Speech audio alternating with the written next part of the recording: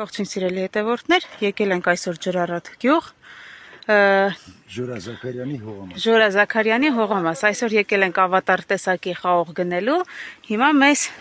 մասնագետը կպատմի խաղողի մասին։ Սա քիշմիշ ավատարն է, շատ ուժեղ աճ ունի գուղը, նայեք, նույնիսկ սրանք հորացրել են, հորացած չվերը բերք չեն տալի, այս հորացած չիրը, ստեղից այսքան տեղը բերք չի տալի, բերքը տալու ես արդեն երկրորդ ծուի վրա, բջի վրա, ոնց որ ժողովուրդը բիջ ասում, սրա վրա է բերք լինում,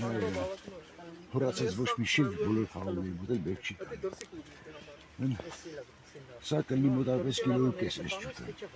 Սա քանի տարեկան խաղող է։ Մովը 5 տարեկան է։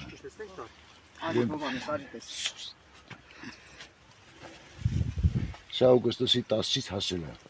Մինչև հիմա ասենց առողջ վիճակում մնում է մովի վրա։ Այսպես նկարեմ, որ